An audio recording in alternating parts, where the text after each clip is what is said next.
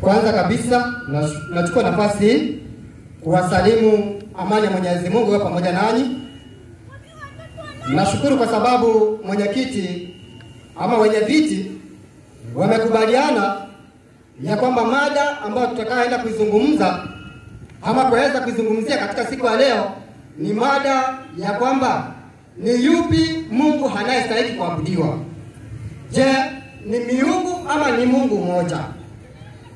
Na mada hii napenda kila mmoja akaweze kuwa makini ili tunapoenda kuisikiliza ukaweza kuchukua kalamu na karatasi, ukaweza kuandika kila litakalotolewa ili likapata kusaidia hata unapoenda kule nyumbani, ukaweza kujisomea na hatimaye ukaweza kufanya uamuzi. Ikiwa aidha katika maandiko yatakayotolewa utaona kwamba ule Mungu ambaye ameonekana katika maandiko ni kwamba sio ulikuwa naye, basi karudi katika maandiko na kuweza kupata Mungu ambaye ni wa kweli. Na kama kawaida ni kwamba napoangalia katika meza pale ni kwamba kuna vitabu vingi. Kuna vitabu ikiwemo Biblia, ikiwemo Qur'ani na hata hadithi ziko. Sasa mimi nitakaposimama na kuanza kuzungumza maneno haya, sitayazungumza maneno ambayo ni kutoka katika kichwa changu, mbali nitazungumza maneno yale ambayo yanapatikana katika vitabu hivyo. Kwa nini nitumie vitabu hivyo, msomaji? Nipo. Naomba nisomee kitabu cha Mhubiri 7:27. Kwa nini niwe nitatumia vitabu hivyo vyote viwili ama zaidi ya hivyo? Kitabu cha Mhubiri 7:27. Mhubiri 7:27. Soma. 7:27 Mhubiri inasema. Inasemaje?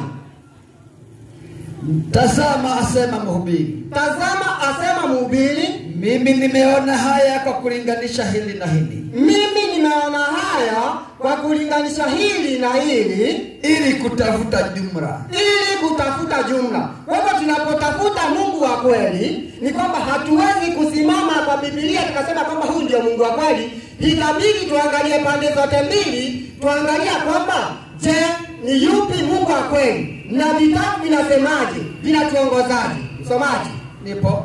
Sasa nataka tuanze kuingia. Tunapoenda kwa ndugu zetu Waislamu ni kwamba wana Mungu ambao wanamuita Allah. Tunapokuja kwa Wakristo ni kwamba wana Mungu ambao wanamuita Yehova. Lakini swali ni kwamba je, hao Jehova na Allah ni moja?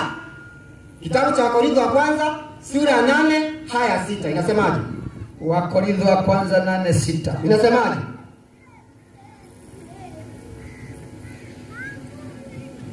Inasema 8:6. Inasemaje? Inasema lakini kwetu sisi Mungu ni mmoja. Mungu ni mmoja. Mungu ni mmoja tu. Tulia pale. Sasa tunapoanza katika Biblia ni kwamba Biblia imetuwekea wazi ya kwamba lakini kwetu sisi kama Wakristo ni kwamba Mungu ni mmoja. Kwa hivyo sisi ama walimwengu wote wanafaa kuweza kumwamini Mungu mmoja.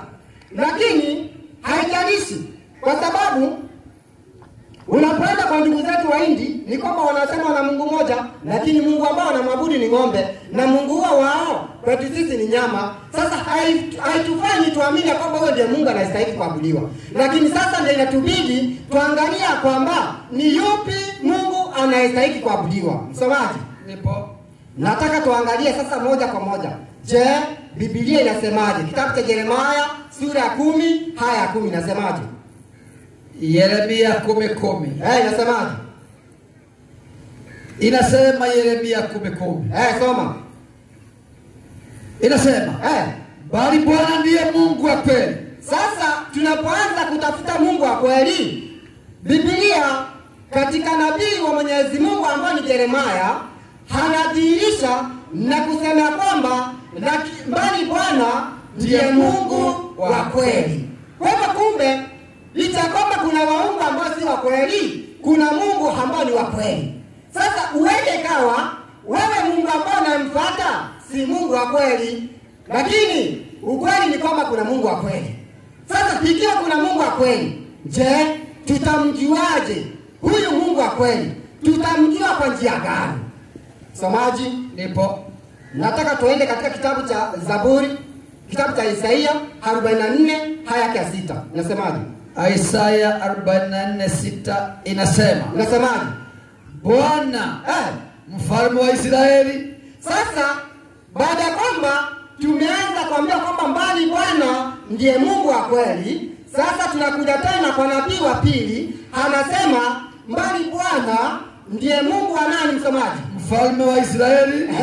Mkombozi wako. Mkombozi wako. Bwana wa majeshi. Bwana wa majeshi asema hivi. Asema vipi? Mimi ni wa kwanza. Sasa kumbe Mungu ambaye ni mmoja, yeye ni wa kwanza na mimi ni wa mwisho. Jambo la pili ni kwamba yeye ni wa mwisho. Sasa ina maana kwamba ikiwa wewe Mungu ambao uliyenaye pengine ni Mungu ambao umeweka sanamu juzi, lakini sanamu ile itafika wakati itavunjika, kwa si Mungu wa kweli. Lakini Mungu wa kweli ni Mungu ambaye ni wa kwanza, ni wa mwisho. Sasa ni Mungu ambaye hana mwanzo wala hana nini, msomaji? Anamalizia hivi.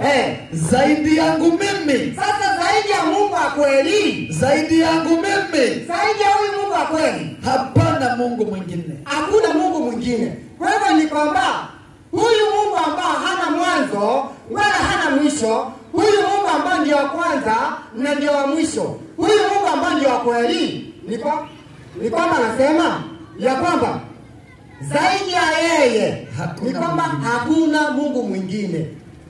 Kwa hivyo ameweka kikomo ya kwamba hakustahili kuwa na Mungu mwingine. Swali linakuja, ni kwa nini Mungu wa kweli anasema kwamba hakuna Mungu mwingine? Ni kwa nini anayasema maneno haya? Kitabu cha Zaburi 45, kitabu cha Zaburi 34, nataka tuanzia haya yake ya 6. 34:6 Zaburi. Inasemaje? Inasema maskini huyu aliita, Bwana akasikia. Kitabu cha Isaia Zaburi 34 haya yake ya 6 inasemaje? Zaburi 34:6 hiyo nasoma. Soma. Inasema maskini huyu aliita, ndio, Bwana akasikia. Sasa maskini huyu aliita, na alipoita kwa sababu alijua kwamba kuna Mungu ambaye anasikiliza waja wake, na kwa sababu alijua kuna Mungu wa kweli, maskini huyu alipoita, Bwana akafanya nini? Akasikia. Aliposikia huyu Bwana akafanya nini? Inaendelea kusema akamuokoa na taabu zake zote. Akamuokoa na taabu zake zote.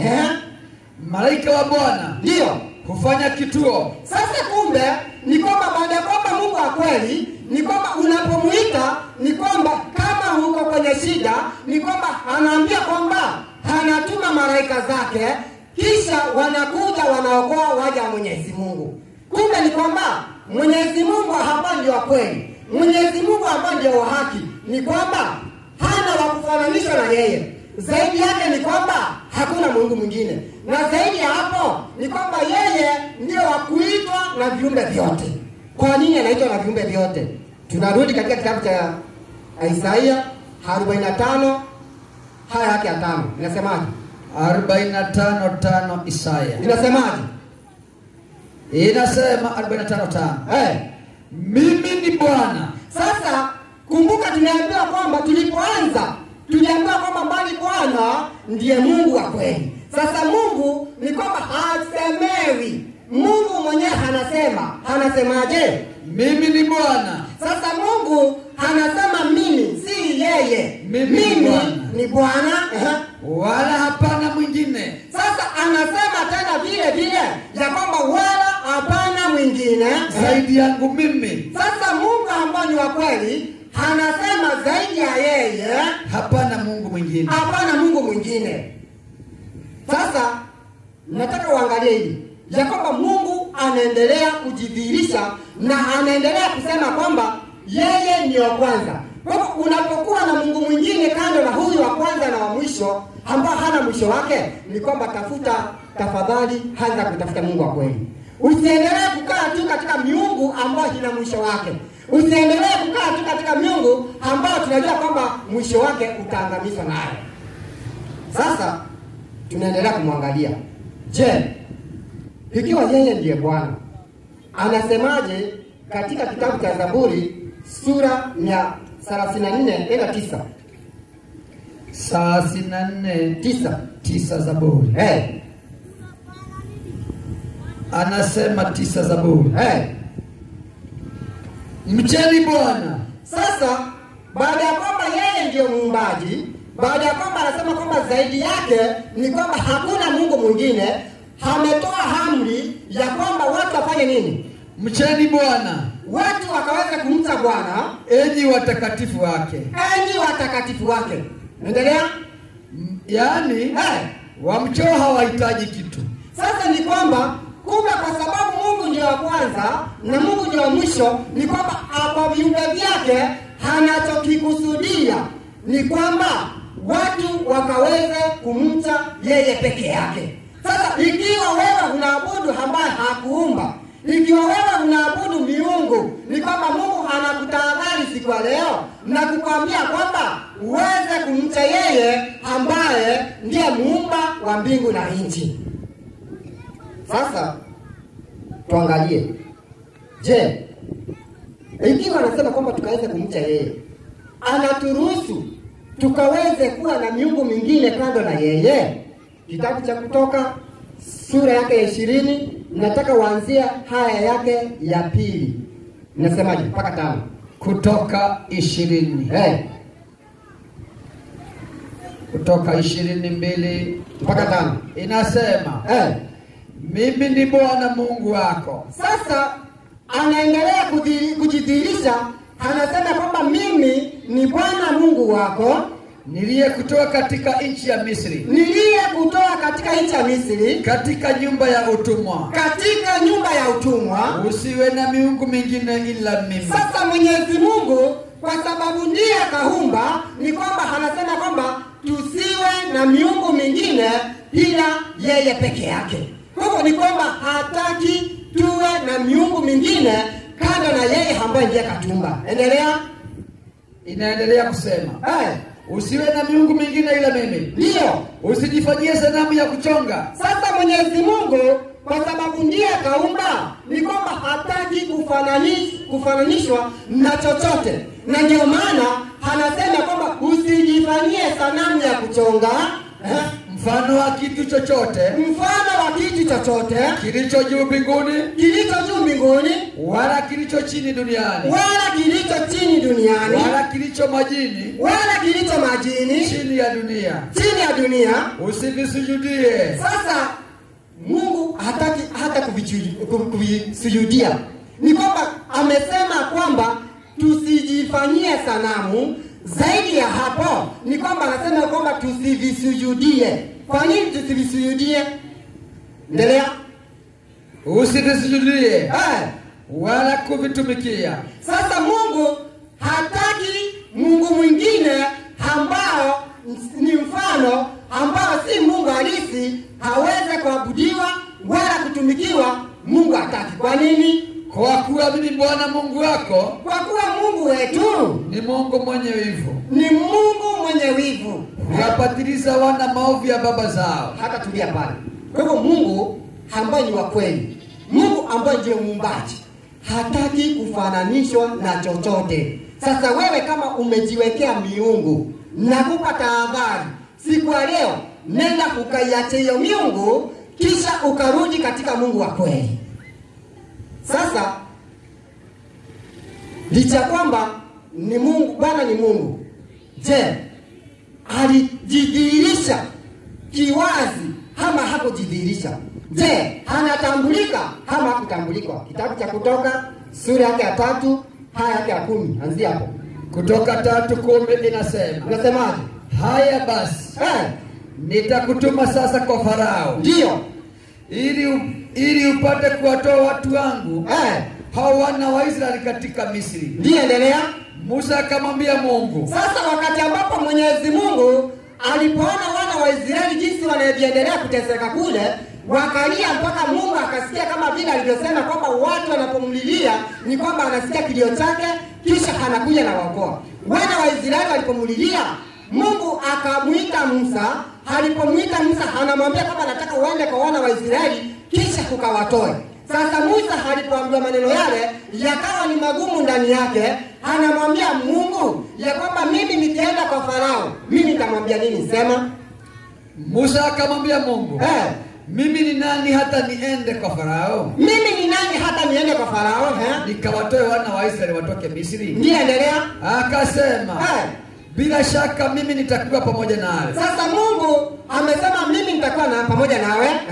Na dalili ya kuwa nimekutuma ndio hii. Na dalili ya kuwa nimekutuma ndio hii. Utakapokuwa umekwisha kuwatoa hao watu katika Misri, mtamwabudu Mungu katika mlima huu. Sasa baada ya kwamba wametolewa katika utumwa, mahali ambapo waliingizwa kuabudu miungu ambayo si Mungu aliyeumba, utakapowatoa, dalili ya kwanza ni kwamba mtamwabudu Mungu katika mlima huu. Endelea. Musa akamwambia Mungu. Sasa Musa anarudi tena kwa Mungu.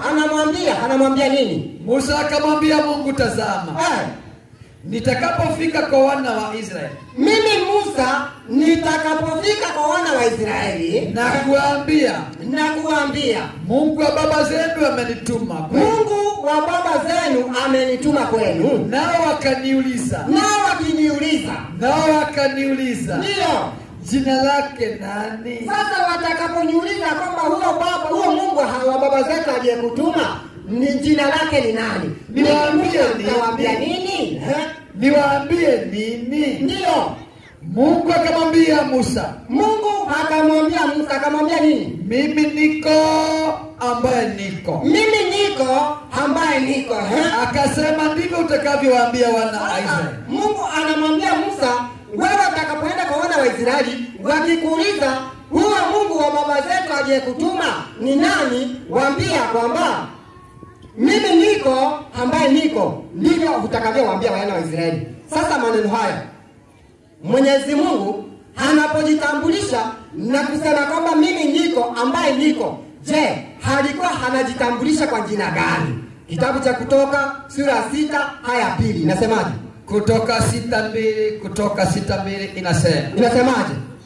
Kisha Mungu akasema na Musa. Sasa Mungu akasema na Musa, akamwambia nini? Akamwambia, mimi ni Yehova. Sasa Mungu amejidhihirisha jina lake wazi. Baada ya kwamba ni Mungu aliyeziumba mbingu na nchi, hakuweka jina lake katika maficho, mbali aliweka wazi na akasema kwamba jina langu mimi Mungu, mimi ambaye ni Mungu wa kweli, jina langu ni nani? Ni Yehova. Sasa amejidhihirisha ya kwamba Mungu, mimi jina langu ni Yehova, na si haki anasemewa, mbali yeye mwenyewe anajidhihirisha na kusema kwamba jina lake ni Yehova. Kwa hivyo amejitaja wazi. Hapana mashaka ya kwamba kumbe Mungu anayestahili kuabudiwa jina lake ni Yehova. Sasa tuangalie, je, huyu Mungu ambao aidha ndugu zetu wanamwabudu, naye amejidhihirisha kwa jina lake, ama pengine hata jina halijulikani. Somaji ndipo kitabu cha Qur'ani sura 17 aya ya 110 inasemaje? 17 aya 110 inasemaje? Inasema aya 110. Ndio, soma.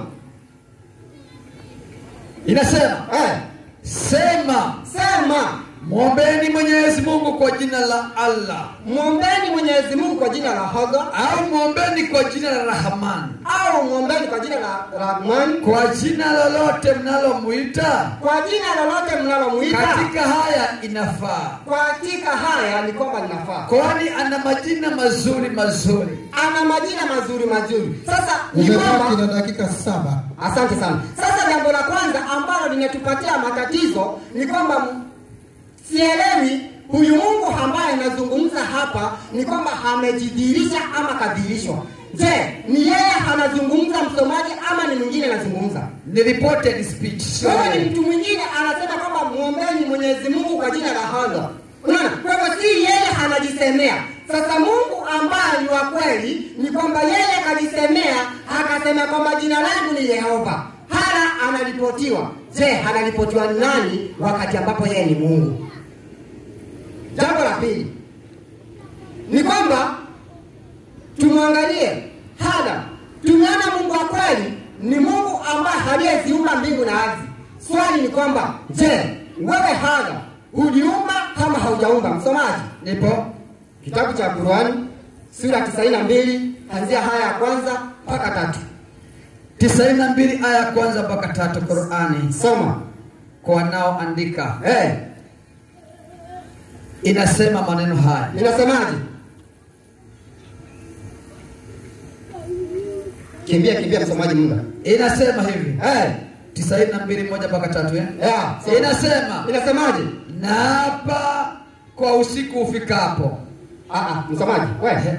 Na hapa kwa usiku ufunikapo. Soma vizuri. Na hapa kwa usiku ufunikapo. Sasa Mwenyezi Mungu anaapa kwa usiku ufunikapo, na kwa mchana uangazapo, na kwa mchana huangazapo, na kwa aliyeumba kiume na kike. Sasa Mungu ambaye ni Allah anaapa kwa Mungu aliyeumba kiume na kike.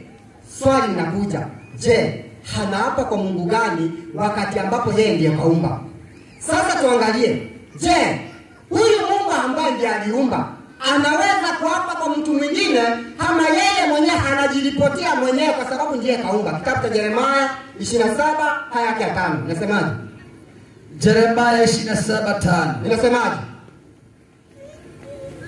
Inasema 27:5. Mimi nimeumba dunia hii. Sasa Mungu kwa sababu ndiye kaumba hawezi kuzungumza kwa Mungu mwingine, anajiripoti, anasema kwamba mimi nimeumba mbingu na nini? Mimi nimeumba dunia hii. Mimi nimeumba dunia hii. Wanadamu na wanyama. Walio juu ya uso wa nchi. Kwa uweza wangu mkuu. Sasa kumbe kwa uweza wa Mungu ambaye ni wa kweli ndiye aliumba, ni kwamba anajiripoti kwamba yeye ndiye kaumba. Ala anaapa kwa aliyeumba kiume na kike. Swali ni kwamba, je, kwa mti kwa andiko hili ala hatakuwa ndiye kaumba? Haumbi. Jambo la pili, anaapa kwa aliye, si kwamba kwa mimi niliyeumba, anaapa kwa aliyeumba. Swali ni kwamba, je, Mungu anaweza kuapa kwa Mungu mwingine wakati yeye ndiye kaumba? Kitabu cha Waebrania sura ya 6 aya 13 inasema. 6:13 Waebrania inasemaje? Kwa maana Mungu alipompa Ibrahimu ahadi, alipompatia Ibrahimu ahadi, kwa sababu alikuwa hana mkubwa kuliko yeye mwenyewe, kwa sababu yeye ndio mkuu na hana mkubwa kuliko yeye, wakumwapia alisemaje? Aliapa kwa nafsi yake. Sasa Mungu kwa sababu vyote ni vyake, anaapa kwa nafsi yake, anasema, akisema, anasemaje? Hakika yangu mimi Mungu, kukubariki nitakubariki, na kukuongeza nitakuongeza. Kwa hivyo ni kwamba Mungu wa kweli ni kwamba hawezi kuapa kwa Mungu mwingine kwa sababu yeye ndiye kaumba, anajiripoti yeye mwenyewe. Lakini Allah tuna mashaka naye kwa sababu anaapa kwa Mungu mwingine. Sisi nafikiri ya kwamba nisionekane vibaya, mwalimu atakapokuja hapa huenda pengine hatatusaidia ili tuweze kuelewa. Jambo la pili ni kwamba mwalimu atakapokuja hapa hatupatie jina, maana unaposema kwamba Hana, nikisema Mungu sote tumesema kitu kimoja. Swali ni kwamba, je, huyu Hana anaitwa nani? Mungu wa kweli amejidhihirisha, anaitwa Jehova. Swali ni kwamba Hana anaitwa nani? Jina lake tuje tutambulishwe hapa ili tutoke hapa ngati tukiwa tunamjua. Jambo lingine, mimi kuna baadhi ya vitu ambavyo Mungu hahusiki navyo, lakini Allah anahusika navyo. Vitu gani? Kitabu cha Mambo ya Walawi 17:7. 17:7 Mambo ya Walawi. Soma. Anasema hivi 17:7. Soma. Yeye inasema 17:7.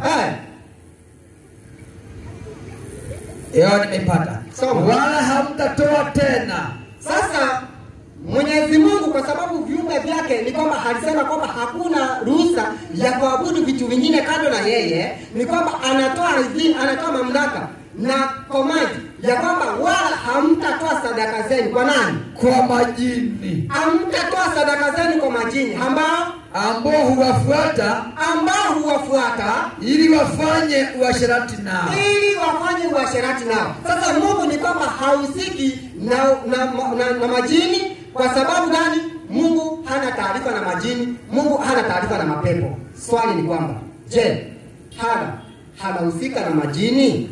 Kitabu cha Qur'ani 72 haya yake ya 2 mpaka 3. Sura ya majini, surat al-Jin, inasema mambo haya. Inasemaje? Haya, muda wako umeisha. Masaa ni msumeno. Okay, asante. Masaa ni msumeno. Asante wenye viti. Napenda niseme kwamba amani ya Mwenyezi Mungu iwe pamoja nanyi mnapoendelea kutafakari haya.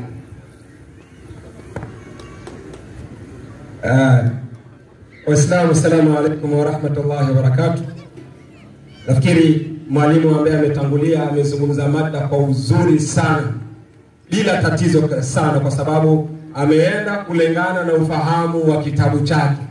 Kisha mimi kama mwenyekiti nafurahi sana kwamba kazi imeshapungua, kwa kuwa mimi nilikuwa nafikiri kutatangazwa waungu 3, kumbe anatangazwa mmoja.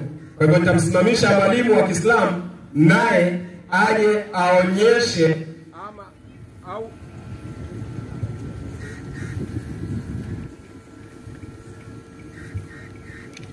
sawa, au afundishe Mungu anayestahiki kuabudiwa na walimwengu wote au viumbe vyake vyote.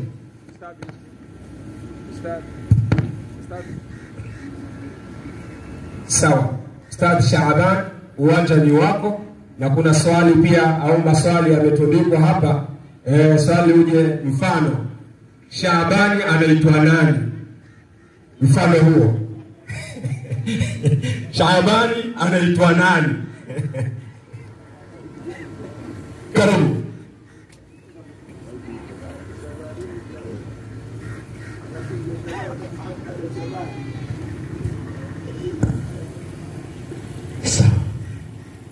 Assalamu alaikum wa rahmatullahi wa barakatuh. Alhamdulillahi alladhi lam yalid wa lam yulad wa lam yakul lahu kufuwan ahad.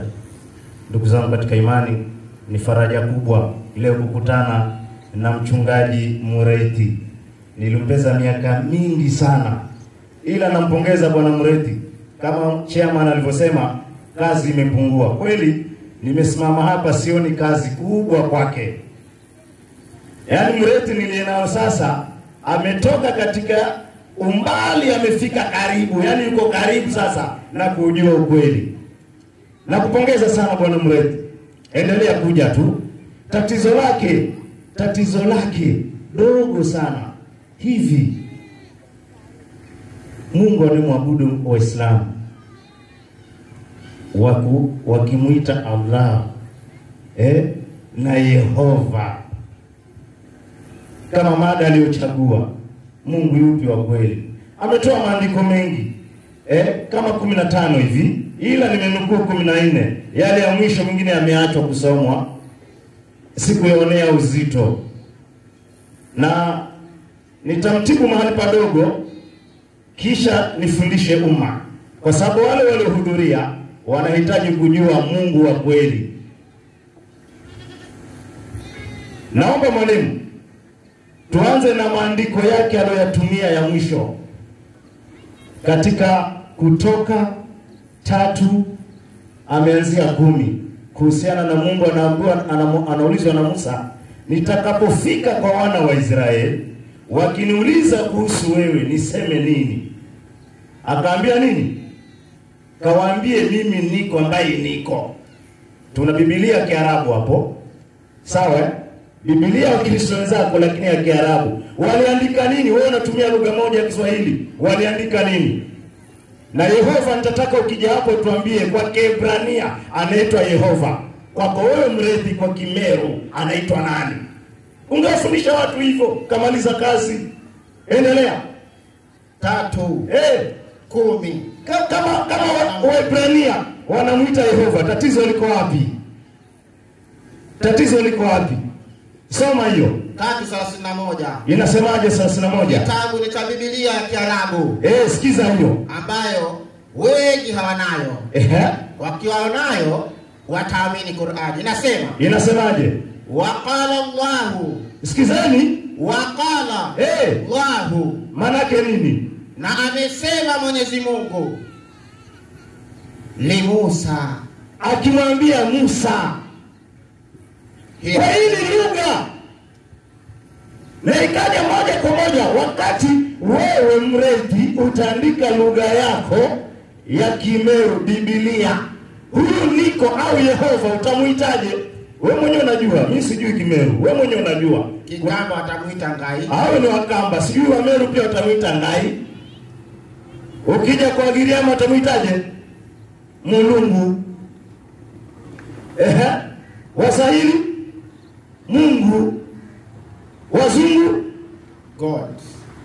Sasa wewe hii mada kwanza utekana wewe uirekebishe wewe. Yehova ndio Mungu yule yule, Allah ndio yule yule, tena jina la Allah ni bora kuliko lolote lile. Kutoka ngapi nyingine ametumia? Katumia pia Kutoka 6:2 nasema. Isome kwenye Biblia ya Kiarabu vile vile. Katika Biblia ya Kiarabu. Unajua dakika 25 dakika nyingi sana. Nacheza na 5 tu alafu nicheze na 20 zangu. Ndio. Inasema waqala Kiarabu anafurahi. waqala Allah. Sikiza vitu hivyo. Maana nini? Na amesema Mwenyezi Mungu. Maana vitu hivyo. Hiyo ni Biblia. Katafuta Biblia ya Kiarabu. Yale maneno yako yote unayozungumza hapa utarekebishwa pale. Tatizo sitegemee lugha moja Kiswahili na Kiswahili chenyewe hapa pwani ukijui. Endelea. Wa dhahartu li Ibrahima wa Ishaqa wa Yaqub wa sifati Allah. Unaona maneno? Mpaka kina Ibrahimu na Musa pia kaelezewa sifa za Mungu. Tunarudi pale. Yehova ni Mungu na ni kweli ni Mungu, lakini Yesu sio Mungu. Kwa taarifa yako, nilitarajia hapo tuambie bwana Yesu ndio Mungu au Yesu ndio Yehova. Yaani ungekuwa sio umenipa kazi, lakini kazi hiyo kunipa uko na bana, naacha hii naacha Yehova. Yehova kweli ni Mungu, wala hakuna nipinga. Biblia Kiswahili maneno madogo. Kabla ufungue Biblia chini wamekuandikia maneno madogo kabla, na lazima muyasome. Sio mnaenda tu kwenye Biblia kabla kufuata mwongozo alokuandikia, utapotea ndugu yangu mredi. Soma hiyo. Tunza katika kitabu hiki. Sikiza waandishi wa Biblia walikuandikia maneno madogo pale kando kwambia tunza katika kitabu hiki. Sio unafungua tu unaenda utapotea. Tunza katika kitabu hiki. Unatunza nini? Endelea. Yaani angalia katika kitabu hiki. Nini? Neno hili Bwana au Mungu. Sikizani vizuri. Neno hili Bwana au Mungu ana nini? Lionekanapo kuandikwa hivi. Kwa nini? Kwa herufi kubwa. Ukiona neno Bwana au Mungu limeandikwa kwa herufi kubwa, capital letters. Endelea. Ni kuonyesha hilo takatifu sana. Ujue hilo ni jina takatifu sana. La nani? La Mwenyezi Mungu. Ukiona Mungu au Bwana kwa capital letter, mwandishi wa Biblia, ndani ya Biblia, ukiona kitu hicho ujue huyo Mungu ndiye anaizungumziwa hapo, sio mtu mwingine. Endelea. Yaani Yehova. Yaani huyo Mungu, yaani Yehova. Hii Yehova imetoka wapi? Maliza. Walilolitumia Wayahudi. Hiyo neno Yehova walilitumia Wayahudi. Sasa inatuhusu nini sisi? Wayahudi. Katika lugha yao ya nini? Ya Kiebrania. Katika lugha yao ya Kiebrania walitumia Yehova. Tatizo liko wapi? Sasa walaumu Wayahudi, wako right kabisa. Sasa walaumu. Sasa wametuambia, wale nyinyi watu wa Mombasa hapa au watu wa Kenya mnatakika Mungu mumuite jina kadhaa. Utaona makabila yote wa Kenya kila mmoja analeta jina lake anavyomuita Mungu. Na wote utaweza kuwakosoa, wako sawa. Tatizo sifa za huyo Mungu anayezungumziwa ndizo sifa na stahiki kuabudiwa. Hapa ndio angetufundisha mredi. Sasa nisikize kutie chuo leo. Umjue kitoka hapo ujue Mungu kama ni Yehova ambatane na sifa hizo. Sio Yehova alegewanyika nafsi tatu. Wrong, huyo hayumo. Na maandiko umetoa mwenyewe. Tunaanza sasa Qur'ani sura ya 2:255. Taratibu.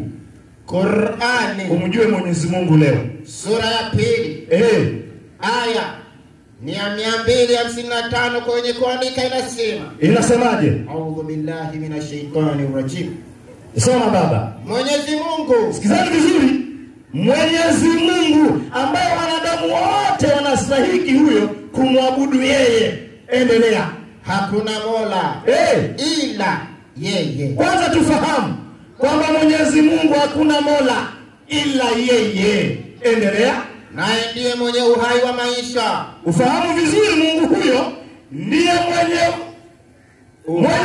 uhai wa maisha. Mungu hafi. Uelewe vizuri. Ukiona Mungu amekufa eti siku 3 akazikwa, ujue Mungu feki huyo. Wakati amekufa kwanza alimtoa roho nani? Na huko kutoa roho kazi ya Mungu. Huyo Mungu alimtoa roho nani? Tayari hapo itakuwa wewe imani yako imepotoka. Ukija hapo tufundishe hapo. Endelea. Msimamia kila jambo. Mungu ndiye anasimamia kila jambo. Mambo yote yanayoendelea ulimwenguni, Mungu ndiye anasimamia mambo hayo. Endelea. Kusinzia hakumshiki wala kulala. Sikiza sifa zake Mungu huyo. Kusinzia hakumshiki wala kulala. Mungu halali wala hapepesi. Ni vyake vyote. Ni vyake vyote. Ukiwemo wewe hapo ulipo pia ni mali yake. Endelea. Vya mbinguni na vilivyomo katika ardhi. Vyote vya mbinguni na ardhini vyote ni vyake yeye Mungu. Huyo ndiye Mungu unastahili mrethi kumwabudu na watu wote duniani. Endelea.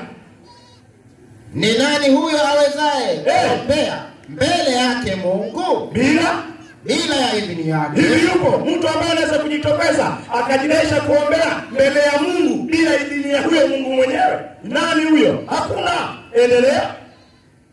Anayajua yaliyo mbele yao viumbe. Anayajua yaliyomo mbele yao viumbe. Mambo yatakayotokea mbele miaka na miaka mpaka kiyama na mbele yake yote anayafahamu Mwenyezi Mungu. Endelea. Na yaliyo nyuma yao. Na yaliyopita. Wewe ulizaliwa juzi miaka 50 iliyopita, hujui chochote kulitokea nini huko. Mungu anafahamu yote tangu mwanzo. Kabla muumbe Adam alijua atamuumba Adam. Uelewe vizuri. Huyo ndiye Mungu anastahili kumwabudu na watu wote wamwabudu Mungu huyo. Endelea. Wala hao viumbe hawalijui lolote katika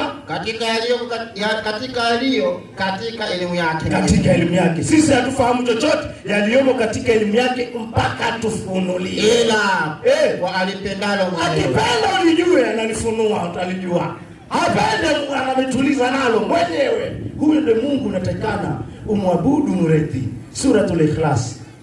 Aya ya 1 hadi ya 4. Sifa za Mungu hizo. 112. Yaani sina kazi kabisa leo. Sema yeye ni Mwenyezi Mungu mmoja tu. Sikiza sasa, anaambiwa Mtume Muhammad sallallahu alaihi wasallam anapohivi, sema yeye ni Mwenyezi Mungu mmoja tu. Na ujue hii ni Qur'an imetafsiriwa kwa Kiswahili ili wewe uelewe. Utakapoleta kuyumba katika lugha ya Kiswahili, tunakurudisha kwenye original ili ufahamu zaidi. Lakini huenda hii ikaweza kukufanya wewe uelewe. Rudia aya uendelee. Sema yeye ni Mwenyezi Mungu mmoja tu. Kwanza hii ni command, ni amrisho. Amrisho aseme. Sema yeye ni Mwenyezi Mungu mmoja tu. Mwenyezi Mungu tu ndiye anayestahili nini? Kukusudiwa na viumbe vyake vyote. Yeye Mwenyezi Mungu tu ndiye anastahili kukusudiwa na viumbe vyake vyote. Viumbe vyote. Umewataja majini hapa. Majini ni viumbe wa Mungu. Unless ukisimama hapa useme hao si viumbe wa Mungu, utuambie nao walitoka wapi. Kisha tuzame kwenye maandiko ushangae. Endelea. Kwa kumwabudu wote wanatakana waabudu Mungu. Ibilisi mmoja anatakana waabudu Mungu. Na kwa sababu ya kumwasi akaandaliwa motoni. Kwa nini Mungu amandalie moto Ibilisi na anatokana na hao majini? Kwa nini amandalie moto? Kwa sababu ya kuasi kwake akaandaliwa sehemu ile. Wanadamu pia wakikataa kufuata amri za Mungu, moto na wahusu. Chunga sana katika kauli hizo. Endelea. Na kumwomba Na kumwomba, ukitaka kumwomba basi muombe Mwenyezi Mungu. Na umtegemee yeye Mwenyezi Mungu. Hakuzaa wala hakuzaliwa. Taratibu, usitegemee mizimu. Usitegemee waganga kina babu.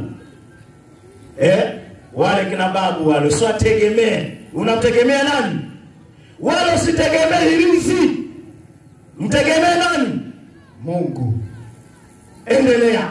Hakuzaa. Sifa zake Mungu huyo, kwanza hakuzaa wala hakuzaliwa. Wala hakuzaliwa. Ukiona Mungu aliyezaliwa, fake huyo, afai. Endelea. Wala hana. Wala huyo Mungu hana nini? Anayefanana naye hata mmoja. Wala Mungu hafanani na kitu chochote. Na lile andiko katika Mwanzo 1:26 unaosema eti Mungu akaumba mtu kwa mfano wake. Hilo andiko wasiokuwa Waislamu wengi wanapotoka katika kutafsiri andiko hilo. Mungu ameumba mwanadamu kwa mfano wake. Je, umejiuliza katika watu wako aina mbili, mke na mume, kati ya hao wawili Mungu ni yupi? Umejiuliza hilo swali? Ujue au ukishajiuliza tu unajua hapa nimekosea. Kweli hapa nimekosea. Hili andiko hata kama na Roho Mtakatifu hajanifunulia, sijui. Si aibu ukisimama ukisema sijui. Si aibu kabisa. Ukisimama kweli sijui, si aibu hiyo, utafundishwa. Walimu hapo hapa. Mjapani naye ametengeza gari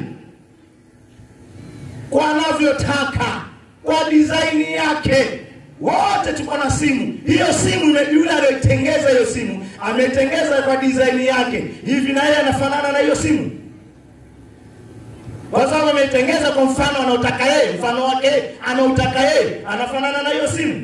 Mambo mengine mnatekana mkija muwe taratibu, mtaweza kuelewa. Umebakia na dakika 10 mwalimu wangu. Dakika 10? Mbona nyingi sana? Yaani narusha vimondo kwenye dakika 10? Nyingi sana. Lakini asante. Tunaendelea kuwapasha sifa za Mwenyezi Mungu kutoka andiko alilotumia 21 anzia. Yeye ameanzia 2, anzia 1. Ushuke taratibu. Kutoka 20:10. 21 anzia. 1 inasema. Inasemaje? Mungu akanena maneno haya yote akasema. Akasemaje? Mimi ni Bwana Mungu wako. Ile andiko amelitumia. Mungu akanena maneno haya yote akasema, mimi ni Bwana Mungu wako. Kweli kabisa, endelea. Niliokutoa katika nchi ya Misri. Nilikutoa katika nchi ya Misri. Katika nyumba ya utumwa. Hapo walikuwa ni watumwa wa Misri. Endelea. Usiwe na miungu mingine ila mimi. Usiwe na miungu mingine ila mimi. Asante. Endelea. Usijifanyie sanamu ya kuchonga. Kizazi kiko hapo, usijifanyie nini? Sanamu ya kuchonga. Sanamu ya kuchonga. Lao tutaichukua changamoto hii tuanze kuingia kanisa moja moja, tutakosa sanamu? Haikosekani. Tutakosa sanamu? Imewekwa kwenye msalaba. Vile vingine tunauziwa Likoni feri kule, jamaa amevaa na nguo ni Yesu. Hiyo ni sanamu au ile andiko halimhusu hiyo? Ungeifundisha hilo hapa. Unaepa nini? Au hiyo haimo kwenye andiko hilo? Endelea. Inaendelea ikisema. Ikisemaje? Wala kitu chochote kilicho juu mbinguni. Usiangalie juu mbinguni ukapata kitu chochote ukakichonga ukaanza kukiabudu. Haifai. Hilo andiko la kupongeza. Endelea. Wala kilicho chini duniani. Wala kilicho chini duniani pia. Wala kilicho majini chini ya dunia. Ukaingia kwenye bahari ukaona nyangumi ukafanya ni Mungu wako. Usivisujudie wala kuvitumikia. Usisujudie wala kuvitumikia vitu hivyo. Kwa kuwa mimi Bwana Mungu wako ni Mungu mwenye wivu. Ni Mungu mwenye wivu. Tulia. Tulia. Kwa sababu tunalenga kufundisha kwa dakika zilizobakia, tunataka kuvunja kitu kimoja hatari sana, na nitahitaji kuuliza swali na katika muda wa nyongeza ukipanda mwalimu kwa amani kabisa utujibu. Qur'ani sura ya 5 anzia 72-73.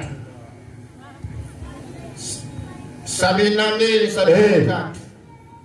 Kitabu ni tukionyesha sifa za Mungu, tuonyeshe tahadhari pia. Ndio. Sije wanadamu wakaingia huko na labda washaingia ila hawasemi tu. Endelea.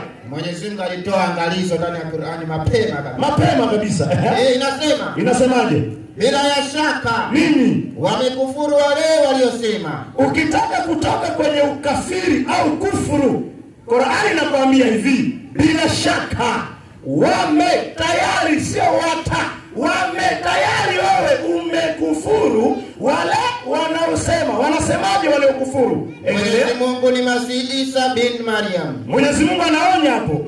Na hiyo ndio ufunuo wa mwisho. Hakuna nabii mwingine atakayeshuka duniani alete kitabu chengine maneno ya Mungu. Hicho ndio kishafunga mpaka kiyama kinasimama. Mwenyezi Mungu anasema bila shaka wamekufuru wale wanaosema Mwenyezi Mungu ni Masihi Isa bin Maryam. Ukisikia mtu na kauli hiyo, tambua huyo katika wale kufuru. Qur'ani sio mimi. Endelea. Na hali ya kuwa Masihi alisema. Na hali ya kuwa huyo Masihi alisema. Alisema wapi?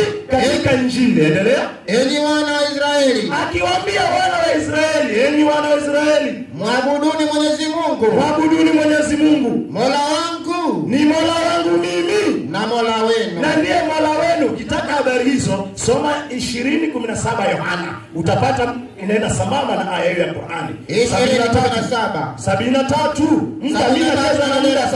Nacheza na muda sasa. Kwa hakika wamekufuru wale waliosema Mwenyezi Mungu ni mmoja katika wale waungu watatu. Sikizani, Qur'ani iko wazi inasema kwa hakika wamekufuru wale waliosema Mwenyezi Mungu ni mmoja katika wale waungu watatu. Nini kinazungumziwa hapo? Utatu Mtakatifu. Hiyo pia ni miongoni mwa imani ziko katika ulimwengu, ni imani potofu kwa mujibu wa Qur'ani.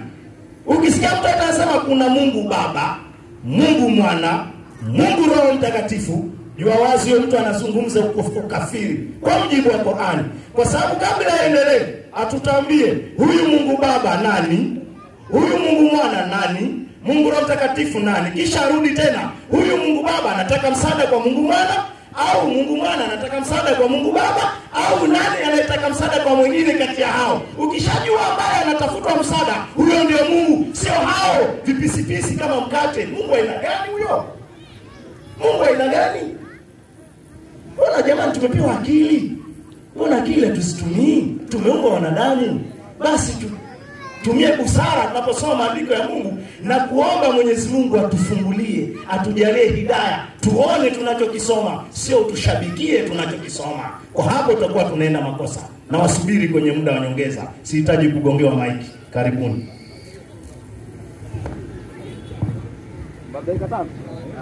Asante. Naomba bado dakika 5.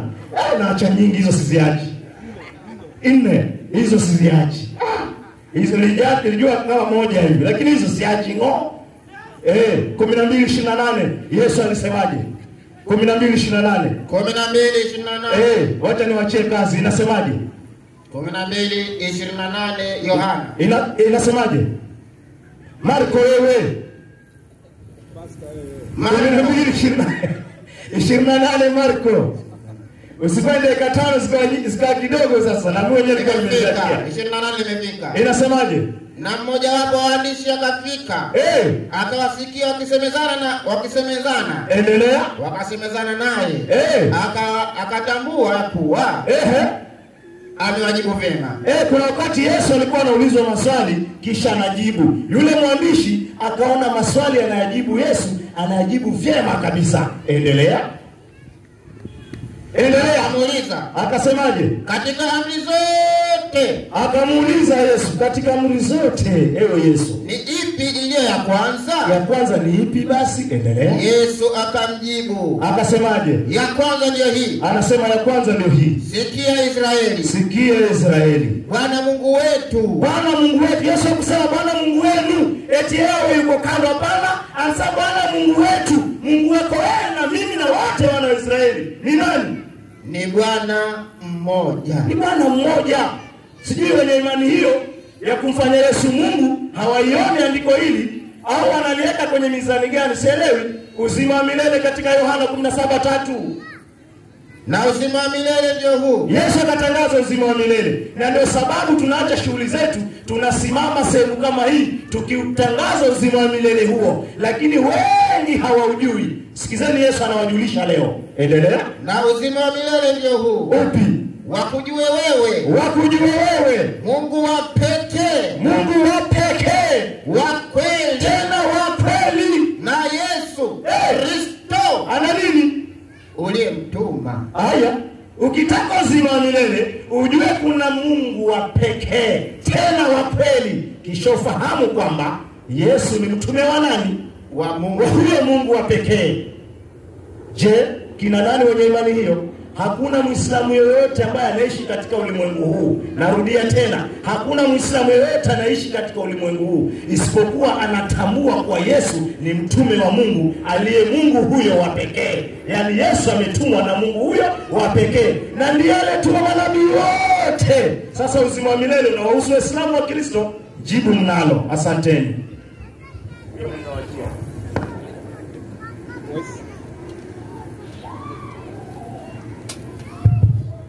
Waislamu takbir. Takbir.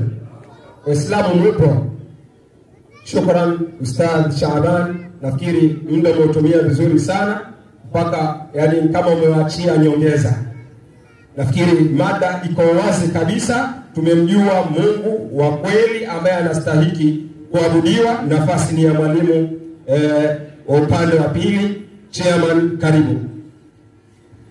Haya, asante sana. Nafikiri mambo yanaenda mazuri kabisa.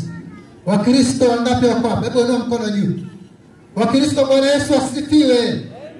Bwana Yesu asifiwe. Haya, Waislamu wangapi wako juu? Inua mkono juu. Waislamu takbir. Takbir. Haya, naona mambo mazuri kabisa. Hapa ni raha kabisa. Yaani kazi yako kufungua masikio yako, unasikia maneno, unachuja, unajua wapi tunakwenda. Bila kupoteza wakati, tumeelewana dakika 25 nazo zimeisha. Sasa tunaenda upande wa pili sasa. Upande wa pili ni dakika 10. Na nitaenda kumkaribisha mwalimu wa Kikristo atumie dakika zake 10 vizuri. Nafikiri anamuelewa mwalimu wa Kiislamu vizuri. Misingi aliyoiweka na swali aliloliweka nafikiri umelielewa vizuri. Kwa hivyo tutamkaribisha mwalimu Kasina, njoo katika dakika zako 10.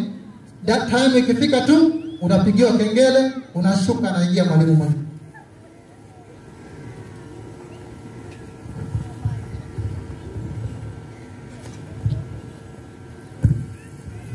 Wakristo, Bwana Yesu asifiwe. Amen. Nafurahi jambo moja mwalimu, kwamba mwalimu wa Kiislamu hakujipanga kwa mada. Kwa sababu gani niseme hivi? Mada ya siku ya leo haikuwa Yesu Mungu. Mada ya siku ya leo ni Mungu wa kweli ni yupi? Wa Waislamu au wa Wakristo? Hiyo ndio mada iliyoko hapa Kabisa. Lakini yeye mwalimu amekuja akapotea mpaka akaanza kuuliza muda umefika wapi? Yaani mada ilisha kitambo kwake. Lakini wacha sisi tuchukue muda huu tupate kuwafundisheni Waislamu mlioko hapa, msikilize vizuri. Qur'ani 22:72 tanbii yake fasta mwalimu wangu. Maana Waislamu huenda mkakuwa mmefuata huu mwalimu lakini mkakuwa ni wenye kupotea. Kazi yetu ni kuwarejesheni katika njia ya kweli. Soma mwalimu. Qur'ani 22:72 kwenye tanbii, sikiliza. Inasema hivi. Wako katika kauli, wako katika hatari kubwa. Wako katika hatari kubwa. Wako katika hatari kubwa Waislamu. Wanapoambiwa mwalimu tusome. Wanapoambiwa nini? Mungu amesema hivi au mtume amesema hivi. Teremka. Basi wacheni hayo. Basi Waislamu mnaambiwa wacheni hayo. Wacheni hayo mlio nayo. Mliokuta nayo wazee wenu, sawa, wa masharifu wenu. Hapo kuna hatari kwenye kusoma, sijajua itakuwa namna gani. Maana kwa mfumo huu tutaenda polepole sana. Na kuna vitu vimewekwa hapa inasema hivi ambavyo Waislamu wanapaswa kusikia. Andiko linakuambia mimi Muislamu, waacheni hayo mliokuta nao masharifu wenu, mashehe, hata walimu ambao wamekuja kufundisha hapa. Achana nayo. Kama gani? Ya kuja kuambia watu kiwanjani hapa kwamba jina la Mungu ni Allah, Sasa mimi nataka nikuulize jambo moja. Chukua kitabu kinaitwa Asili ya Uongofu. Hiyo ni hadithi ambayo inakubalika kabisa na Waislamu. Ukurasa wa 16. Usikilize, tutamfuata mwalimu ama tutafuata vitabu? Soma mwalimu. Inasema sawa, hakika lakini uhakika hasa ndio ya kwamba Mwenyezi Mungu kalificha jina lake lilo tukufu sana. Sawa. Hakuna anayelijua. Hakuna mtu ambaye anajua jina la Mwenyezi Mungu. Hata Mtume Muhammad hajui. Hata Muhammad mwenyewe halijui. Sasa kama Muhammad halijui, wewe Shabani ulijuaje? Alitoa wapi? Hiyo ni vitabu vyenu, sio mimi nimesema, ni vitabu vyenu. Ukija hapo tutaviacha vitabu hapo, ukuje upitie, uturekebisha. Mwalimu wa Kikristo akadanganya. Muhammad hajui jina la Mungu. Wewe Shabani leo hapa unajua jina la Mungu. Sasa utakuwa na maana wewe si Muislamu. Maana Muislamu wa kweli anafuata sunna ya mtume. Na sunna ya mtume ni gani? Hajui jina la Mungu, hiyo inakauka. Ya pili, mwalimu akakuja akatangaza viwanjani kwamba Mungu hajamuumba mtu kwa mfano wake. Hakuna chochote kinafanana na Mungu. Wewe unapinga vitabu vyako. Chukua Nobel Qur'ani. Ukuja upitia hapo mahali tumepitia. Nobel Qur'ani Suratul Nisa, sura ya wanawake aya 86. Piga hadithi hapo chini. Inasema hadithi yake. Allah created Adam. Na mpokezi wa hadithi ni Abi Huraira. Anasema Allah created Adam. Allah created Adam in his image. Malisa. Inaendelea kusema 60 cubits, about 30 meters. Unasikia? Allah alimuumba Adam kwa mfano wake. Mita ngapi? Mita 30 kwenda juu. Hiyo ni Qur'ani yako imesema. Ukipita mtaa huo tu, usije ukasema jamani soma vingine. Tunaiacha hapo. Kwa hiyo ukisema na inafaa ukija hapo kuje kuomba msamaha, useme yenyewe niliteleza kwa kusema hilo. Lakini Qur'ani imekubali kwamba Allah alimuumba mwanadamu kwa mfano wake, mita 30. Sasa sijaelewa Allah mita zake ni ngapi, sijajua. Maana ni mfano wake. Ingine mwalimu amekuja akasoma kitabu cha, najua bwana alikuwa ananishangaza sana. Akasoma kitabu cha Qur'ani Suratul Ikhlas. Akasema Mwenyezi Mungu ni mmoja, qul huwallahu ahad, kwamba Mungu ni mmoja tu. Akapinga Qur'ani tena 18:65 Qur'ani 18:65 18:65 Qur'ani inasema inasema 65 inasema naam. Basi sawa, wakamkuta mja katika waja wetu. Wakamkuta mja katika waja wetu sisi Mwenyezi Mungu. Rudia tena hapo. Sisi Mwenyezi Mungu. Rudia tena. Sisi Mwenyezi Mungu. Sasa mimi nafahamu nyinyi mnafahamu Kiswahili sana kuliko mimi. Mimi nimetoka kule kwa Waluya, kule tunasema ni peko. Mnafahamu Kiswahili sana. Ukisema sisi ni moja ama ni wangapi mwalimu? Wengi. Sasa utakuja kutuambia idadi ya Allah ni wangapi? Hii ni kitabu vyenu ambavyo vinasema mambo kama haya. Amekuja akasema kwa katika kutoka nje ya mada yake, akasema wale wanaosema kwamba Mwenyezi Mungu ni mmoja katika wale watatu, kisha akapachika pale Yesu. Sisi tulio hapa hatusemi, mwalimu wangu ushike vizuri. Sisi hatusemi, sisi tunasoma wapi? Warumi 9:5. Hapo ndio tunasoma. Kwa hiyo wale wanaosema wewe uko na kazi ya kuwatafuta, nyinyi mnasema acheni hiyo. Lakini Wakristo wanasoma 9:5 Warumi, mwalimu twende. 9:5 Warumi inasema sawa, ambao mababu ni wao. Ndio. Na katika hao alitoka Kristo kwa jinsi ya mwili. Soma. Ndiye aliye juu ya mambo yote. Mungu aliyekuidilia milele. Kwa hivyo Yesu kulingana na andiko ni nani? Mungu. Wewe ukuje utafuta wale waliosema. Ukitaka tutakuongeza la pili, Tito 2:13 utalifahamu baadaye. Akikuja kuteleza mwalimu akienda huko pande nyingine. Lakini katika yote mwalimu amesema andiko moja, nisome ili alafu nifundishe watu. Alisema yule ambaye anamwamini Mungu kabisa hapaswi kutegemea uchawi. Na nikashangaa sana ukisema hapaswi kutegemea uchawi wakati Mungu wako Allah Subhanahu wa Ta'ala ndiye muasisi wa uchawi. Qur'ani sura ya 2 aya 102 mwalimu. Allah subhanahu wa ta'ala kila saa mnamwabudu Allahu akbar. Huyo ndio muasisi wa uchawi. Soma mwalimu. Sio mimi ni vitabu lakini. Qur'ani 2:102. Inasema 2:102 inasema. Wakafuata yale waliofuata mashetani. Sawa? Wakadai ya kuwa yalikuwa katika ufalme wa Nabii Suleiman. Soma. Na Suleiman hakukufuru. Ndio. Bali mashetani ndio waliokufuru. Soma. Wakifundisha watu uchawi. Wakifundisha watu uchawi waliokuwa wakiujua wenyewe tangu zamani. Sawa? Na uchawi uliteremshwa kwa malaika wawili. Kwa hivyo uchawi uliteremshwa na malaika wawili. Wa kwanza Haruta. Malaika wa kwanza anaitwa Haruta, wa pili Maruta. Unasikia? Uchawi ulitoka kwa Allah. Maana malaika hizi shuka bila idhini ya nani? Ya Allah. Na ilipoteremka uchawi huo unafuata wale wanaofuata kitabu hicho. Tutapiga huko katika sehemu nyingine walimu wangu. La msingi, Mungu wa Qur'ani ama Mungu ambaye anaabudiwa na Waislamu na Mungu wa Biblia, yupi Mungu wa kweli? Sisi tuna uhakika wa kukupatia Mungu wa kweli, maana tunamwabudu Mungu wa kweli. Ako namna gani? Mwanzo 1 andiko lake la kwanza. Huyo ndio Mungu wa kweli. Mwanzo 1:1 mwalimu. Mwanzo 1:1 inasema. Sawa? Hapo mwanzo Mungu aliziumba mbingu na nchi. Mungu wa kweli hapo mwanzo aliumba mbingu na nchi. Mungu wa uongo, maana mimi siwezi nikasema Allah ni Mungu wa kweli.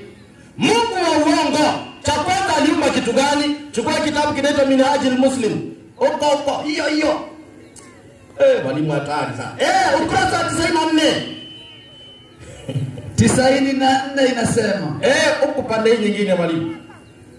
Ukurasa wa 94. 94. Usikilize Mungu wa kweli wa Biblia. Cha kwanza alichoumba ni mbingu na ardhi. Mungu wa uongo ambaye ni Allah, cha kwanza kuumba ni nini? Soma. Anasema nini? Ni kauli ya mtume. Sawa? Cha kwanza alichokiumba Allah, subhanahu wa ta'ala ni kalamu. Kama hii nimeshika hapa. Ni kalamu kama hiyo. Yaani cha kwanza Allah ameumba ni kalamu na kuiambia iandike. Sasa mimi nauliza jamani, wakaaji wa sehemu hii, yule aliyetengeneza kalamu na yule ameumba mbingu na ardhi, nani Mungu wa kweli? Hata tumia akili tu. Muumbaji wa ardhi na mbingu. Wanasema wenyewe afala taqilun, tumia akili tu. Maana huwezi ukaniambia niabudu yule ambaye ameumba kalamu na yeye najua imeumbwa na Mchina na Muhindi ndio ameunda hii. Haya. Muda umekatika. Samahani. Dakika 10 zimekatika. Muda ni msumari. Haya, mwenyekiti mwenza. Assalamu alaykum wa rahmatullahi wa barakatuh.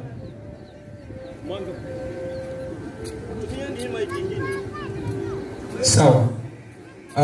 Mwanzo kabisa nafikiri mmesikia hoja ambazo zimetolewa, na kwa sababu ya mababaiko maskini vitabu vyao viwezi kuwatosheleza kwenye kutafuta hali nyingine, wanatafuta vitabu vya historia na kuzisoma historia ambazo hawazijui. Lakini mimi namuomba mwalimu, wewe pita ndani ya Qur'ani kwa sababu inatosheleza. Sawa. Bado Qur'ani haijashindwa mwalimu, lakini Biblia ishashindwa. Sasa inaanza kutafuta vitabu vya historia. Karibu. Muda ni wako.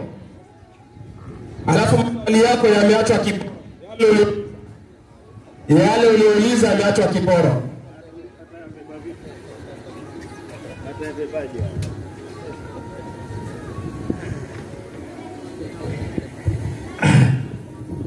Asante sana. Kuacha kiporo ilikuwa lazima kwa sababu hayo hawezi yabeba kabisa. Lakini kwa sababu tuko hapa na tuna sifa kwamba sisi ni walimu, tutawafundisha. Na nimpe tu tanbihi kidogo. Anashangaa Mwenyezi Mungu kuumba kalamu.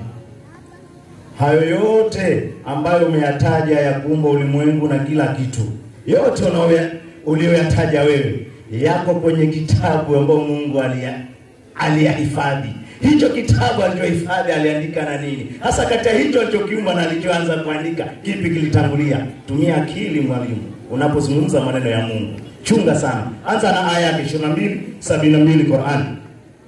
22:72. Tumtie chuo. 22. Mimi nafikiri tumepata watu ambao wanafahamu, kumbe wanasema wakichukua ushabiki. Haikusaidii. 22. Anzia 71 inasema. Maana nakusikitikia sana. Kakimbilia 72. Anzia pale 71. Anzia. Na wanapoabudu badala ya Mwenyezi Mungu, yani miungu ambao Mwenyezi Mungu hakuiteremshia amri ya kuabudiwa, kisha na ambao hawana ujuzi nao hao na madhalimu wana nini? hawatakuwa na wa kuwasaidia, hawatakuwa na kuwasaidia siku hiyo. Na wanaposomewa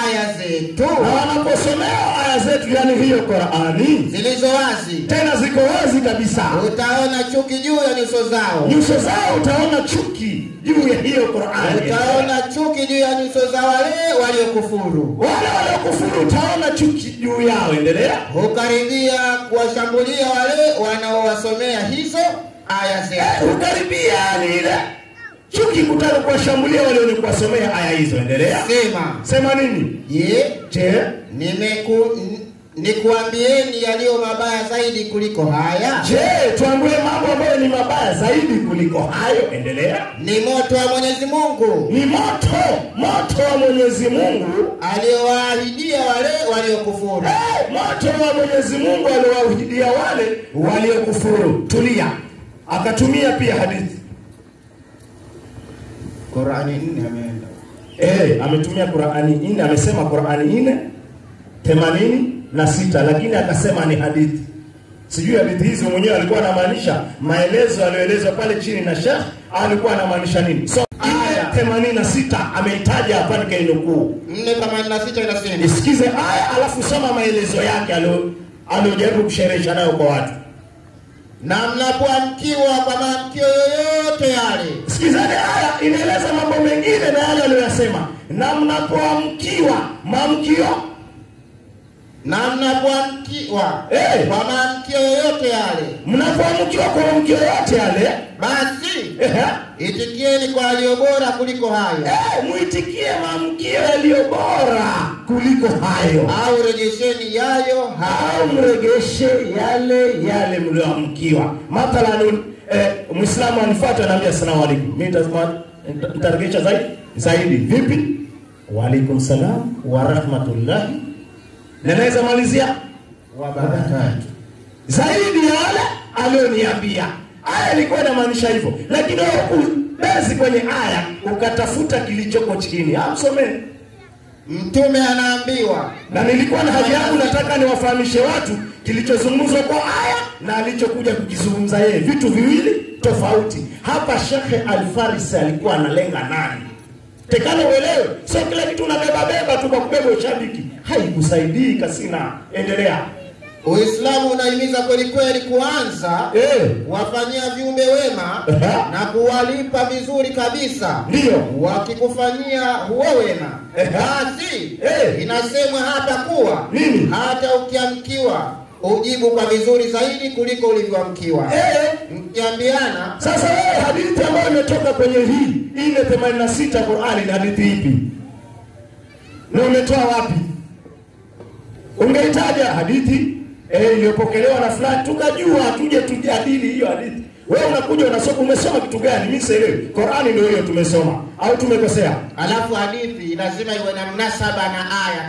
Hiyo hadithi lazima ifuatane na mnasaba wa aya kuhusiana na salamu. Maana kama ni wazushi kumzulia mtume, wengi sana wamefanya kazi hiyo. Usije ukapotea kwa kufuata wazushi. Hutamwambia Mungu hawa ndio walionipoteza. Nyote mtakuwa motoni alafu mnalalamika. Hamsaidiani, wote mko motoni. Sasa itafanya nini? 9:5 Warumi aliyotumia. 9:5. Hapo siachi. Yaani hapo siachi. 9:5 Warumi yake. 9:5 Changamka ambao mababu ni wao. Ndio. Na katika hao mababu alitoka Kristo. Hivi Mkristo yote unakubali Yesu alitoka kwa mababu? Yaani huyu mchungaji anasimama hapa anakuambia Yesu alitoka kwa mababu na wewe unashangilia kweli? 9:5. Wallahi ni watu wa kuhurumiwa sana nyinyi. watu wa kuhurumiwa sana. Hivi Yesu alitoka kwa mababu? Kweli? Hiyo ndio imani yako? Hii ni hatari kubwa sana. Soma. Ambao mababu ni wao. Sikiza, Paulo anawaambia ambao mababu ni wao. Na katika hao mababu alitokea Kristo kwa jinsi ya mwili. Tuliyasimlaumu Paulo kwa sababu Paulo hamjui Yesu, ndio maana anaandika hayo. Alafu anasemaje? Ndiye aliye juu ya mambo yote. Anasema Yesu yuko juu ya mambo yote. Tena ni nani? Mungu. Tosha. Anasema ni Mungu. Reference andiko hilo linakupeleka wapi? Ili ujue huyo Mungu anayeabudiwa, anayeitwa Yesu, anayetoka kwa mababu ni nani? Endelea. Warumi 1:25. Msomee hiyo. Warumi. Ukisoma 9:5 Warumi, angalia reference na kupeleka wapi, alafu sikize Paulo anakuambia nini. Kwa maana nini? Walibadili kweli ya Mungu. Sikiza, Paulo anajitoa, anasema kwa maana walibadili kweli ya Mungu uongo. Ikawa ni uongo. Wapi uongo? Endelea. Wakakisujudia kiumbe. Wakafanyaje? Wakakisujudia kiumbe. Wakakisujudia kiumbe. Kiumbe chenyewe si mwingine, ni Yesu. Wakakisujudia kiumbe na kukiabudu badala ya Mungu. Wakamwacha Mungu, wakamwabudu nani? Yesu. Ndio pale unaposomea 9:5 eti Yesu ni Mungu tena mkuu. Wewe unajua 14:28 Yohana. Sikiza Yesu mwenyewe anasemaje? Mkuu ni nani? Paulo anakuambia Yesu ni mkuu, anasema ndio. Alafu unakuja unasema Mungu wa Uislamu mwanzilishi wa uchawi. Wewe na mimi nakupa mpya, hiyo huna. Mungu wa Uislamu ndiye alimuumba Ibilisi. Wewe unasemaje? Wewe unakaje uchawi? Matendo ya Ibilisi. Mungu ndiye alimuumba Ibilisi. Huyo ndio tunamwabudu. Wewe vipi? Anashangaa na akasema wewe Ibilisi na wafuasi wake motoni. Huyo ndio Mungu wetu bwana. Wasifu wako ni upi? 28 inasema. Inasemaje? Mlisikia kwamba mimi naliwaambia. Ndio. Naenda zangu. Yesu anawaambia naenda zangu tena naja kwenu. Endelea. Kama mngalinipenda. Kama mnampenda Yesu nini? Mngalifurahi. Furahini sasa tuone. Kwa sababu. Kwa nini? Naenda kwa Baba. Naenda kwa nani? Kwa Baba. Kwa Baba. Kwa maana Baba ni mkuu. Kwa maana huyo Baba ni mkuu kuliko mimi. Hai, huyo Baba ambaye ni mkuu kuliko Yesu. 2:102. Isome. 2:102. Anzia juu kidogo. Tuwajue kina nani hao? Nataka kuwajue wale wazuri zamani. Changamka basi. Nimefika 2 dakika na moja, chunga muda. Nimefika. Usipendi kugongewa muda. Na walipojia Mayahudi na mtume alipofikishia ujumbe wa Yahudi kutoka kwa Mwenyezi Mungu, uliotoka kwa Mwenyezi Mungu, wenye kusadikisha yale yaliyo pamoja nao. Haya mambo yanasadikisha yale walionayo. Hai ni Nabii Muhammad. Kundi moja miongoni mwa wale waliopewa kitabu cha Mwenyezi Mungu. Kundi moja kati ya wana wa Israeli, Taurati. Ilitupa kitabu cha Mwenyezi Mungu hicho. Wakatupa kitabu cha Mwenyezi Mungu hicho, Taurati. Nyuma midogo yao. Kama kwamba hawajui. 102 chini yake wakafuata nini? Wakafuata yale waliofuata mashetani.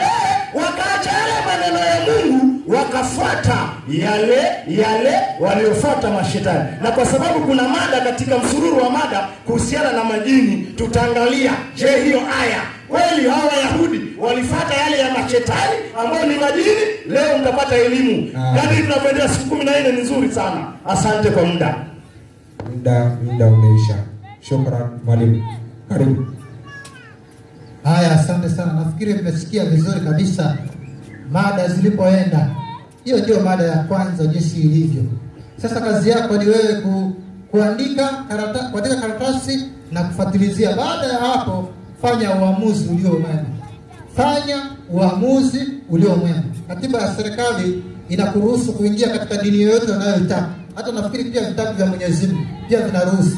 Fanya uamuzi ulio mwema ili ukaweze kuwa katika njia ambayo iko sawa. Sasa nataka tutumie muda huu, ni muda wa maswali. Tumesema kuuliza swali dakika 3, kujibu dakika 5. Nataka nipatie upande wa Kristo haraka.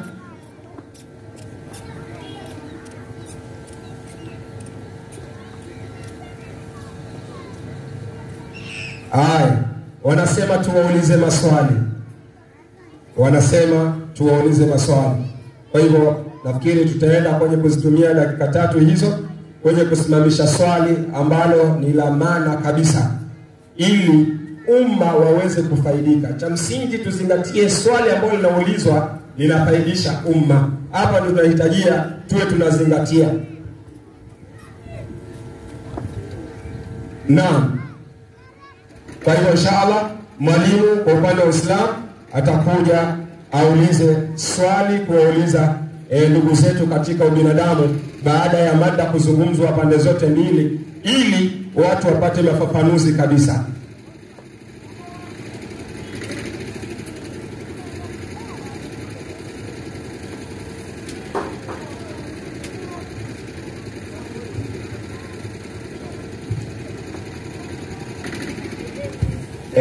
Japo nimepewa dakika 3, situmii hata andiko, nauliza swali tu moja kwa moja. Sawa?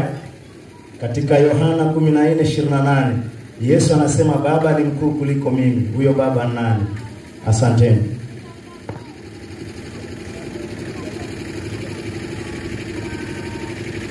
Haya, nafikiri Waislamu wameuliza swali. Ni wakati wa Wakristo mje mkaweze kujibu dakika 5. Haya, mwalimu wa Kristo haraka. Swali.